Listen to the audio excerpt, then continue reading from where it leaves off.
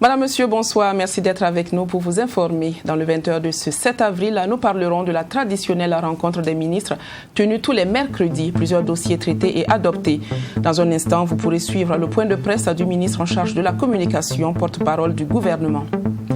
L'ONG Amnesty International disponibilise son rapport 2020 Afrique. Il en ressort aisément un non-respect des droits humains qui s'expliquerait par de nombreux conflits et la pandémie à coronavirus. La Côte d'Ivoire désormais ouverte à l'ancien président Laurent Gbagbo et son ex-ministre Charles Blé Goudé. La déclaration a été faite ce 7 avril par le président Alassane Ouattara. Et à ce propos, nous recevrons pour vous Bernard Bougman, chef de desk politique de 3TV et Watt FM pour une analyse plus poussée. Bonsoir Bernard Bougman. Bonsoir Cynthia, merci de me recevoir. Merci à vous d'être disponible. Je reviens à vous tout à l'heure pour des questions relatives à ce troisième titre. Merci.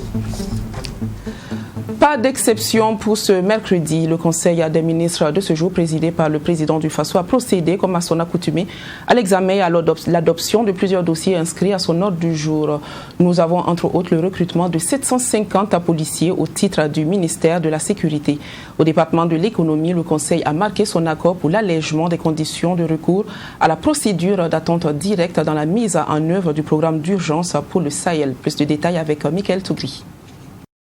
Ce sont plusieurs dossiers examinés et adoptés à ce Conseil des ministres. Au titre du ministère de la Sécurité, 750 sous-officiers seront recrutés pour renforcer les effectifs. Au ministère de la Justice, le Conseil a marqué son accord pour le recrutement de greffiers. Sur les 750, nous avons 50 postes réservés donc aux femmes, le sexe féminin, et puis 10 commissaires de police et 50 élèves officiers de police seront aussi recrutés au titre donc de concours professionnels. Au titre du ministère en charge de la justice, a autorisé donc ce département à recruter des greffiers, 15 greffiers en chef, 10 greffiers au titre de concours professionnels et puis 70 greffiers et secrétaires de greffe et de parquet au titre donc des concours directs pour cette année 2021. Le Conseil a adopté un rapport relatif à la candidature du Burkina Faso pour l'organisation des 6e Jeux de la solidarité islamique. Ces Jeux pour lesquels notre pays est candidat sont prévus donc pour se dérouler en 2025 et le Conseil des ministres a autorisé le ministre des Sports à poursuivre la préparation du dossier afin que le Burkina Faso puisse être donc le pays qui va organiser ces 6e Jeux de solidarité. Le Conseil des ministres a aussi examiné et approuvé un décret portant l'allègement des conditions de recours à la procédure d'entente directe pour la passation des marchés publics dans le cadre de la mise en œuvre du programme d'urgence pour le Sahel. Et vous savez que le régime commun des marchés publics ne permettait pas d'aller très vite dans ces investissements. Le gouvernement, donc, depuis maintenant quelques années, a pris donc pour chaque année budgétaire de faire en sorte que les conditions d'entente directe soient allégées, afin de permettre donc rapidement la conclusion donc des marchés et des contrats. Cette autorisation d'allègement va donc concerner des marchés d'une valeur de 188 milliards de francs CFA. Et en ce qui concerne les investissements qui ont été prévus par les différents ministères dans ces régions. Et puis cette autorisation d'allègement de la procédure donc d'entente directe va concerner environ 19 milliards de francs CFA pour les projets d'investissement portés par les collectivités.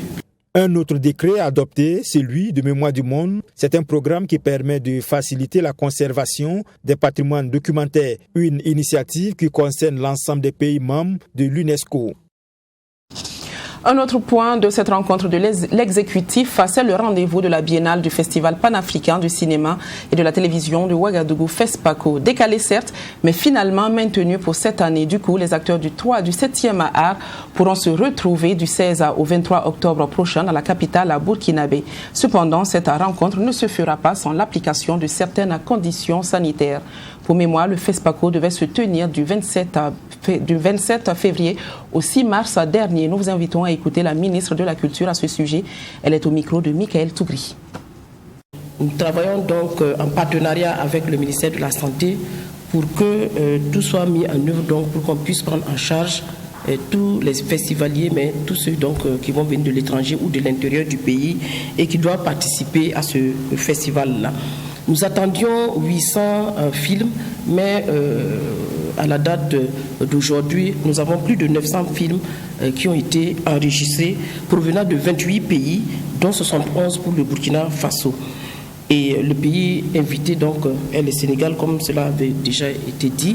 Et par rapport donc à la situation de Covid, nous avons invité peu de personnes, environ 150 invités contre 700 personnes que nous avions donc pour le cinquantenaire. Et comme il l'a déjà dit, nous avons un budget de plus de 2 milliards, environ 2 milliards 50 millions.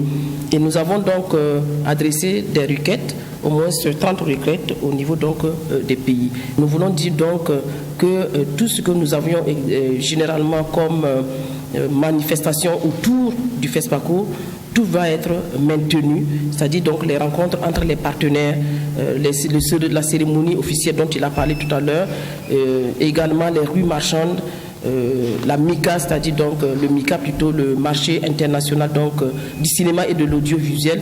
Nous aurons donc tout cela et également le petit FESPACO qui se tient à Bobo. Tout cela sera mis en œuvre, mais vraiment nous allons travailler comme on l'a commencé déjà avec le ministère de la Santé pour que tout le monde puisse être pris en charge et que les étrangers soient rassurés qu'ils seront effectivement au niveau donc sanitaire pris en charge et qu'il n'y aura pas de problème. Et tous les festivaliers seront donc sensibilisés et tous ceux qui feront partie de l'organisation vont être sensibilisés par le ministère et qui va d'ailleurs détacher des gens pour effectivement encadrer tout ce qui sera fait comme manifestation autour donc du FESPACO. Je vous remercie. Le ministre de l'Environnement, de l'Économie numérique et du Changement climatique a représenté le président du Faso hier 6 avril à la conférence des leaders sur l'urgence du Covid-19 et du climat en Afrique. Cette rencontre initiée par la Banque africaine de développement et le Centre mondial pour l'adaptation a servi de cadre aux différents chefs d'État pour un partage d'expériences en matière de lutte contre cette double crise. Plus de détails dans ce reportage signé Sanata Siri. Cette rencontre virtuelle des leaders africains était consacrée à l'urgence du Covid-19 et du climat en Afrique. C'était l'occasion pour les dirigeants des différents pays de partager leur expérience en termes de lutte contre le Covid-19 et le changement climatique et de discuter de l'importance d'accélérer l'adaptation au changement climatique en Afrique. Le président du Faso, dans son message, s'est dit conscient de l'urgence face à ces deux crises qui minent le continent. Un message livré par son représentant à cette entrevue. L'année 2019 a été non seulement marquée par l'apparition de la Covid-19, mais a été aussi la deuxième année la plus chaude de l'histoire, selon un rapport récent de l'Organisation météorologique mondiale. L'humanité qui se trouve face à l'urgence climatique et celle de la pandémie de la Covid-19 doit agir de manière concertée, en renforçant ses capacités de résilience afin d'atteindre des objectifs majeurs de développement durable. Il nous faut agir vite si nous voulons inverser la tendance actuelle. Tout compte fait, le président du Faso s'inscrit, selon le ministre en charge du changement climatique, dans les différentes orientations qui ont été données par les commissions créées par l'Union africaine pour lutter contre cette double crise. Le président du Faso a dit que lui, il s'inscrit dans les différentes orientations qui ont été données par la Commission africaine en créant 3 commissions qui travaillent non seulement sur la Covid-19, mais également sur le changement climatique et qu'il s'inscrit donc dans ces mesures qui ont été préconisées.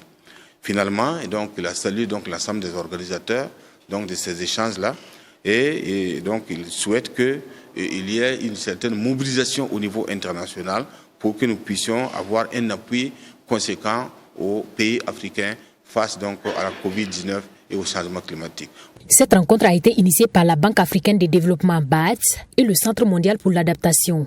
Rencontre qui a réuni les différents chefs d'État africains ainsi que des responsables d'institutions.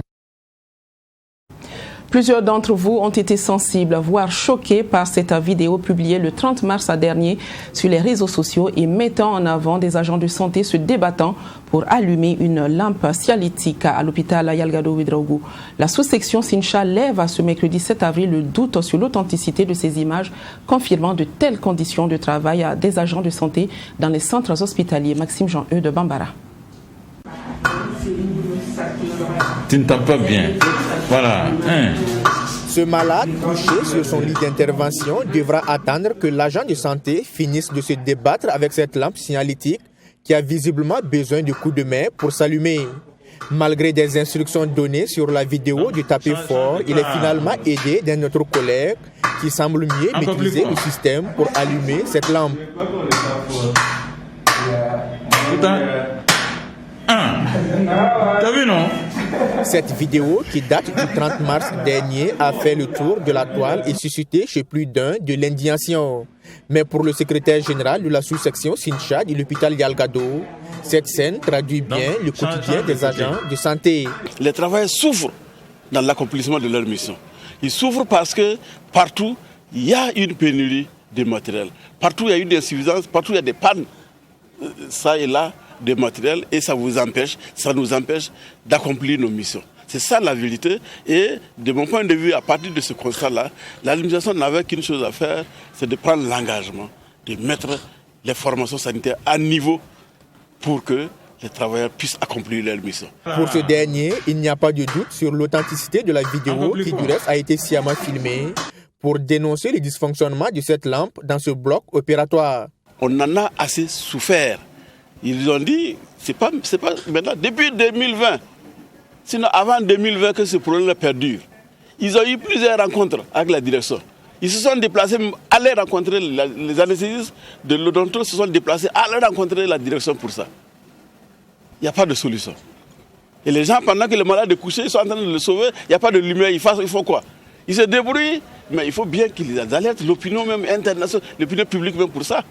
Après publication de cette vidéo sur les réseaux sociaux, notamment Facebook, la direction de l'hôpital Yalgado, estimant que les agents sont en violation de l'article 45 de la loi sur la fonction publique hospitalière, a demandé une lettre d'explication à ces derniers. Mais du côté de la sous-section Sincha, il n'est pas question de parler de violation de loi. Je dis qu'on n'est pas en violation de l'article 45. Pour moi, l'interprétation que j'ai de l'article 45, ce n'est pas une violation. Parce que l'article 45 me dit que les dénonciations là, voilà, on peut lire l'article 45 tout de suite si vous voulez. Les dénonciations ne sont pas prises comme délit. Entre dénoncer cette situation et puis se taire, puisqu'ils ont adopté d'autres attitudes qui n'ont rien donné. En réalité, c'est ça. Donc, est-ce qu'il faut se taire et puis laisser continuer ou bien il faut faire quoi? Pour moi, si même j'étais dans le bloc là et qu'il fallait recommencer, j'allais le refaire. Pour Amadé Konfé, cette scène déplorable vient démontrer à souhait que l'hôpital burkinabé est malade. La sous-section Sincha du Yalgado dit être en attente de la suite à donner à la lettre d'explication. Mais pour elle, toute idée de sanction est à exclure, d'autant plus que grâce à cette vidéo, la lampe a été réparée.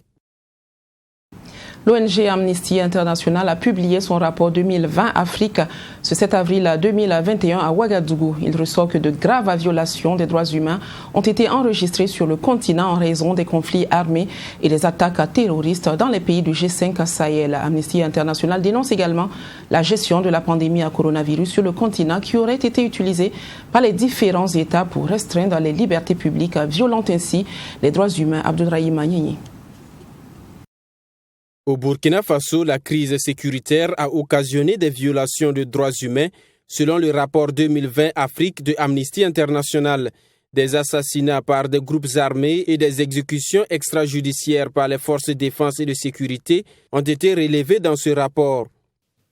Depuis le début de l'année, le groupe de soutien à l'islam et aux musulmans, GSIM, maintient le blocus de la ville de Djibo, dans la province du Soum, région du Sahel, restreignant l'accès et la circulation des personnes sur au moins 37 km. Le 9 avril à Djibo, par exemple, 31 personnes ont été arrêtées et exécutées par des membres du groupement des forces antiterroristes lors d'une opération. Bien que les autorités aient annoncé l'ouverture d'une enquête sur ces homicides, qui pourraient constituer des crimes de guerre. Aucune information n'avait été rendue publique à ce sujet à la fin de l'année. La gestion de la pandémie à coronavirus est également dénoncée par Amnesty International. Au Burkina Faso, comme dans les autres pays d'Afrique, la pandémie a ouvert la porte à des violations des droits humains à travers l'instauration des mesures barrières. La COVID-19 a augmenté le nombre de cas de violences domestiques pendant les périodes de couvre-feu et de confinement décidées par les États pour juguler la propagation de la pandémie. Des informations parvenues à Amnesty International indiquent que 21 femmes au moins ont été tuées par leurs partenaires intimes en Afrique du Sud et qu'au Nigeria, on déplore 3600 cas de viol enregistrés pendant le confinement. Dans d'autres pays africains, les conflits armés constituent de graves atteintes à la liberté publique. Des civils ont été tués et des personnalités politiques, des défenseurs des droits humains et des militants ont été arrêtés, notamment en Angola, en Guinée et en Ouganda. Les affrontements entre les États et les groupes armés, les attaques contre les populations civiles n'ont pas cessé dans certains cas et ont même pris de l'ampleur. Dans la plupart des conflits en Afrique, les forces de défense et de sécurité, les groupes armés et les milices ont commis des atrocités contre les populations civiles en toute impunité. Les groupes armés ont décapité des civils, incendié des maisons, pillé des villages et enlevé des femmes et des filles, tandis que les forces de sécurité ont arrêté, torturé et soumis à des disparitions forcées ou à des exécutions extrajudiciaires des membres et des sympathisants présumés de ces groupes armés. Le rapport fait aussi des recommandations aux différentes autorités politiques du continent. Il s'agit de lutter contre l'impunité, veiller au respect des droits humains par les forces de défense et de sécurité, résoudre la crise sécuritaire et garantir la liberté d'expression.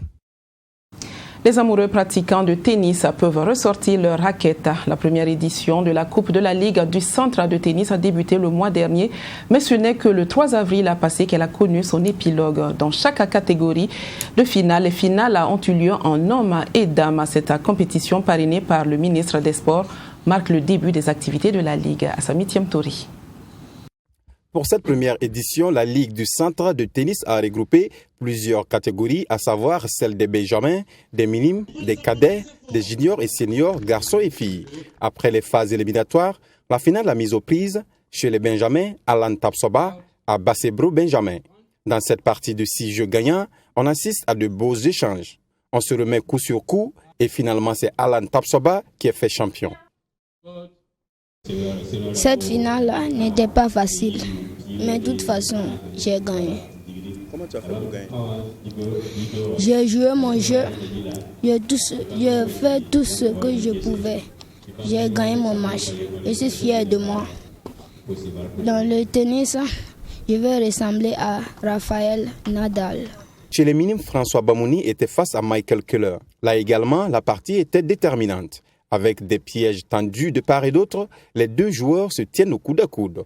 Avec beaucoup d'aisance, Keller réussit à gagner 6-4. Bon, intéressant. C'est la première fois que je gagne un tournoi au Burkina. Et oui. C'était facile pour toi? Non. J'ai fait trop d'erreurs. C'était pas facile?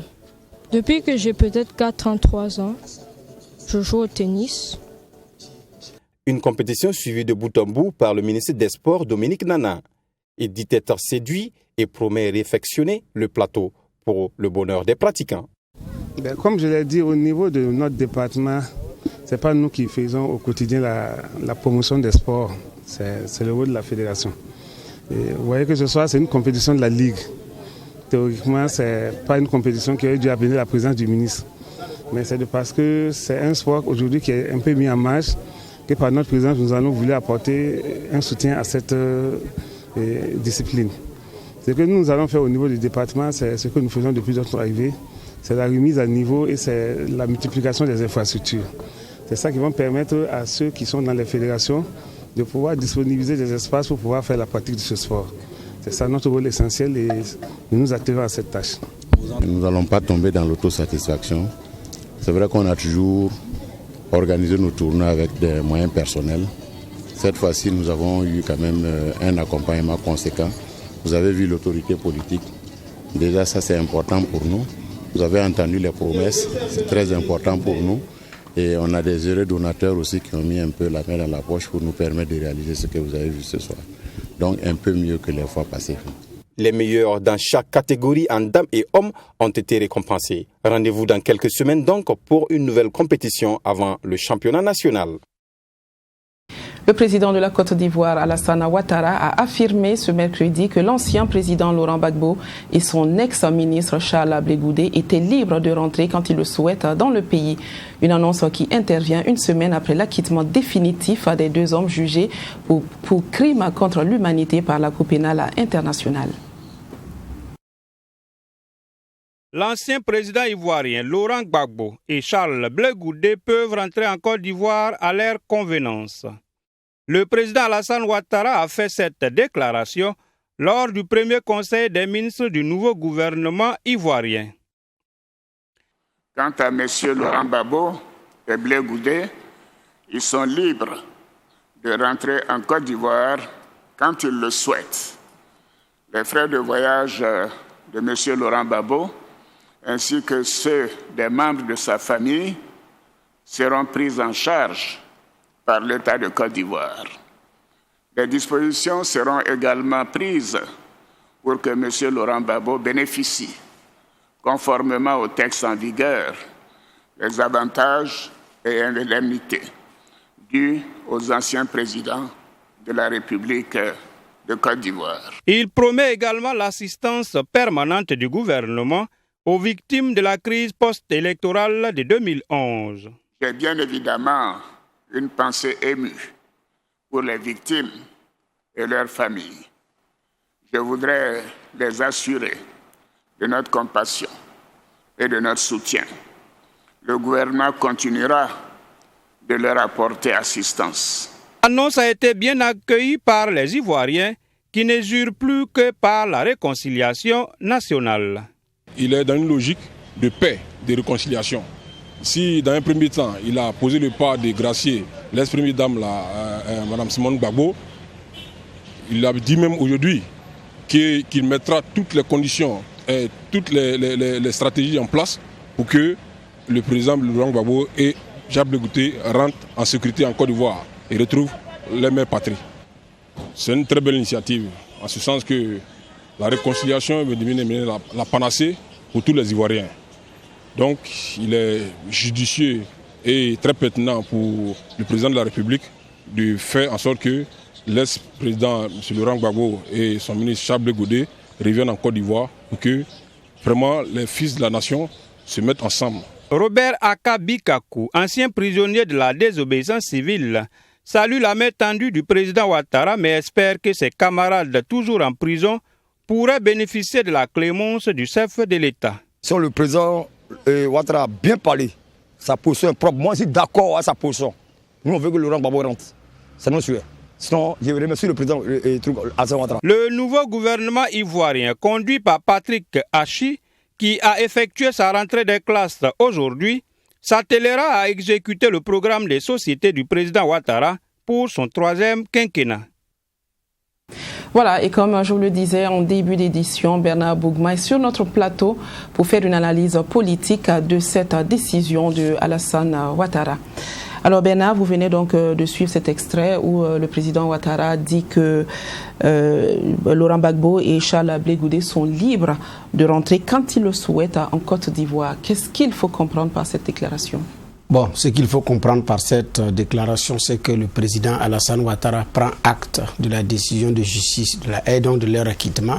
Deuxièmement, il ne peut pas s'opposer parce que, naturellement, le dossier au stade actuel, effectivement, a été vidé. Ce qu'il reste, c'est maintenant régler les désidérata politiques et donc c'est ce qu'il dit. Donc rien ne s'oppose et rien ne les empêche, effectivement, de rentrer. Donc Alassane Ouattara marque également en même temps une ouverture qui a d'ailleurs commencé depuis longtemps par rapport à ce que les deux messieurs puissent rentrer sur le territoire ivoirien. Parce que le dossier semble être un arrangement pour ça, au regard des faits et de la qualification des faits qui ont abouti à une telle situation. Mais est-ce qu'on peut conclure que les poursuites judiciaires contre Laurent Gbagbo sont définitivement suspendues?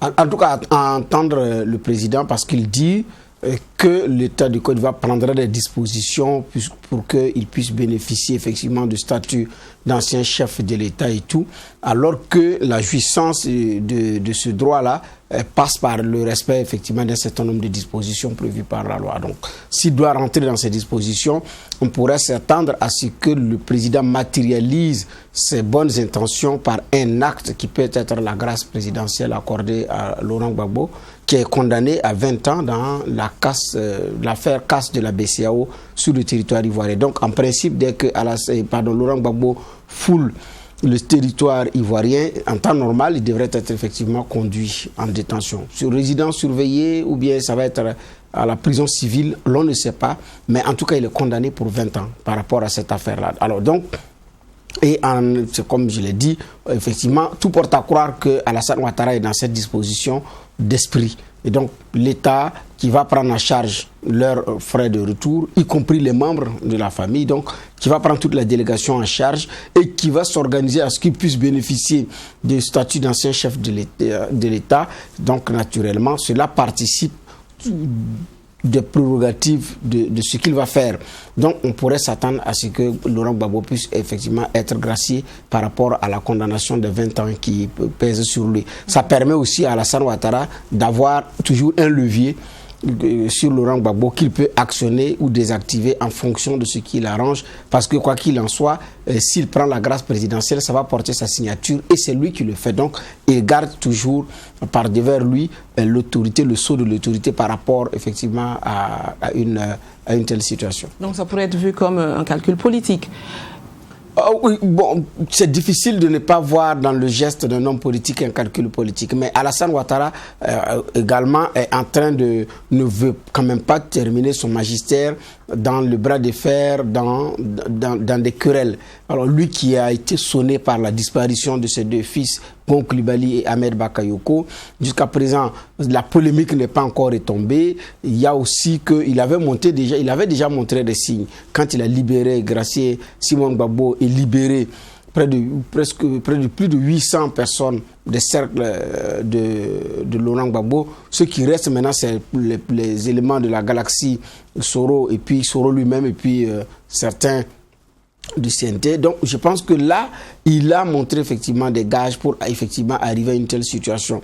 Souvenons-nous également que pour avoir son passeport, ses passeports diplomatiques et ordinaires, Laurent Gbagbo avait beaucoup souffert dans les démarches. Finalement, il a eu les deux passeports, le diplomatique et le passeport ordinaire. C'est Blé Goudé qui n'avait pas et qui a déposé effectivement pour avoir son passeport. Mais quand on s'est rendu, on a entendu Blé Goudé après l'acquittement, c'était d'abord des demandes de pardon, des demandes d'excuses. Ils estiment qu'ils ont payé pour ce qu'ils ont fait. Donc ils veulent naturellement passer à une autre page. Et ils demandent d'ailleurs la clémence du président Alassane Ouattara pour faciliter leur retour. Je pense que ça a été entendu. Mais je suis d'accord avec vous que sur le plan politique, s'il conduit les choses comme ça, Alassane engrange de très bons points et redore naturellement son blason. On pourrait dire qu'il n'a pas le choix, mais il peut toujours jouer le bras de fer s'il veut s'en décharger. Il dit bon, c'est une décision de justice, je n'ai pas à m'y aventurer. Voilà. Alors, on peut qualifier l'acte du président Ouattara comme étant un acte, c'est une perche tendue, une main tendue. Est-ce que parallèlement, on peut voir aussi à travers cet acte un fort signal pour la réconciliation nationale? Oui, les forts signaux d'ailleurs ont été émis depuis longtemps. D'abord, juste avant les élections, Laurent Gbagbo qui a ses passeports, et pendant les élections, quand les domiciles des personnalités de l'opposition étaient encerclés, Gbagbo prend son téléphone qui appelle le défunt Ambak, qui fait desserrer les taux autour de ces résidences-là. Mais ensuite, un Laurent Gbagbo qui sort pour s'exprimer par rapport à la crise ivoirienne, la crise électorale pendant le troisième mandat d'Alassane, mais qui n'appelle pas à descendre dans la rue, qui n'appelle pas à une opposition farouche. C'était déjà des signaux donnés de son côté par rapport à sa bonne foi. Alassane Ouattara également donne des signaux en libérant des proches de Laurent Gbagbo, en nommant un ministère plein chargé de la réconciliation nationale, en lâchant du lest au niveau de la CEI et qui permet le retour de l'opposition au niveau de la commission électorale indépendante et qui accepte aussi cette même opposition proche de Gbagbo, qui accepte d'aller aux élections. Depuis la crise post-électorale, ça n'est jamais arrivé, donc qui accepte d'aller aux élections législatives pour cette fois-ci en tandem dans certaines localités avec le PDC RDA de Henri Konan Bédié. Donc ce sont des signaux qui ont été lancés. Donc ce qui reste maintenant, c'est le grand signal où certainement prendra son silo pour gracier Laurent Gbagbo et peut-être pourquoi pas ira l'accueillir à l'aéroport, peut-être faciliter les choses parce que c'est quand même un ancien chef de l'État de la Côte d'Ivoire. Donc Alassane, certainement de mon point de vue, est dans cette disposition d'esprit. Alors est-ce que vous pensez qu'après tout cela, il serait possible de voir Laurent Gbagbo briller à nouveau sur la scène politique ivoirienne? Est-ce qu'il pourrait s'afficher à nouveau? Oui, Laurent Gbagbo pourrait s'afficher, mais pourquoi faire et comment? Je pense que c'est là où se trouve toute la question. Maintenant, la loi fondamentale de la Côte d'Ivoire permet aux anciens chefs d'État d'avoir le statut de juge constitutionnel. Ce sont des membres de fait. Mais il a la liberté de renoncer ou d'accepter. Bédié a renoncé de siéger au niveau du Conseil constitutionnel. Est-ce que Gbagbo va accepter d'aller y siéger? Est-ce que Gbagbo reviendra en Côte d'Ivoire pour prendre les devants, brandir encore comme ils sont signalés, les deux V, le V de la victoire, pour encore battre campagne, demander un bail pour être président de la République en Côte d'Ivoire? Je ne le pense pas. Et je pense qu'il peut briller de mille feux, mais autrement, en prêchant un autre discours, mais en épaulant des poulets pour qu'ils puissent monter. Celui qui a un avenir politique, dont je pense qu'il a un avenir politique qu'il peut toujours bien jouer, c'est Charles Blé Goudé. Si sa communication est bien orchestrée et qu'une vraie machine se met en branle pour lui, compte tenu de son passé, il a des ressources qu'il peut puiser effectivement et mieux vendre sur le plan politique. Et Laurent Gbagbo en son temps pourra être d'un grand soutien pour lui. Mais Gbagbo encore venir investir la Côte d'Ivoire pour demander à être élu président de la République, je ne pense pas. Mais il pourra contribuer autrement. Donc il a toute sa place en tant qu'ancien chef de l'État, il a toute sa place, mais aussi très influent au niveau de la base. Et le message dans le sens qu'il lancera, je pense qu'il a toujours des oreilles qui sont prêtes pour lui. Mais comment est-ce qu'il va enclencher, surtout si le retour est négocié? Je pense que c'est quelqu'un qui contribuera autrement plutôt que de brandir le poing pour dire votez pour moi. D'accord. Alors nous avons deux personnalités qui viennent tout juste d'être acquittées par la CPI, qui viennent aussi d'avoir donc une invitation du président ivoirien à rejoindre leur pays quand ils le veulent, quand ils le souhaitent. Est-ce que vous pensez que Laurent Gbagbo et Blé Goudé saisiront cette perche? Oui, ben, en fait, c'est des gens qui sont pressés de rentrer. Quand il y a eu, quand Gbagbo avait obtenu la victoire d'étape, il voulait rentrer. Sans souvent qu'il n'avait même pas les passeports. Et Blé Goudé avait dit, moi, on m'a pris sans passeport, je ne vois pas pourquoi je vais faire un passeport pour rentrer. Et mon sort est lié au sort de Laurent Gbagbo. Gbagbo est venu, moi, on m'a pris à cause du même dossier. Et ils m'ont amené sans passeport. Et pour mon retour, je ne m'en fais pas. Le jour que Gbagbo prendra son sac, je suis Gbagbo avec mon sac. Où il déposera, j'y déposerai. Donc, Charles Blé Goudé avait déjà dit ça.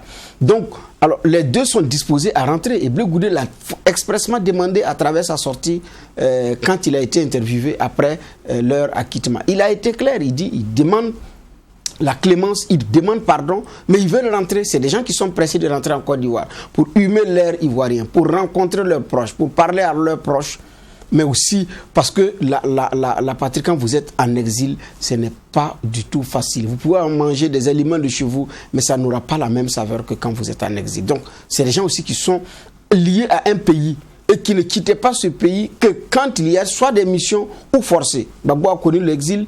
Donc il était parti malgré lui. À un moment donné, il était parti pour les études. Blé Goudé a quitté la Côte d'Ivoire sous la pression pour d'abord aller au Ghana, revenir au niveau de la DST avant d'être envoyé au niveau de la haie. Donc c'est des gens qui ne quittent pas la Côte d'Ivoire de gaieté de cœur. Et revenir, c'est un plaisir pour eux. Je ne pense pas qu'ils perdront une seconde si demain la possibilité leur est donnée de rentrer. Ils vont vite rentrer. D'accord. Bernard Bougman, vous êtes notre chef de desk politique donc de 3TV et Watt FM. Merci pour votre disponibilité, mais surtout merci pour ce partage d'idées. C'est moi qui dis merci. Vous restez avec moi pour conclure, donc pour refermer cette session d'information, madame, monsieur. Nous nous quittons sur cette photo de la place de la bataille du Raya. Ce monument de bronze symbolise la volonté de désenclavement du Burkina par la construction de chemin de fer Ouaga-Kaya-Tambaou. Je vous retrouve demain à la même heure, c'est-à-dire à 20h. Excellente suite à nos programmes sur 3TV, la télévision interactive. Bonsoir.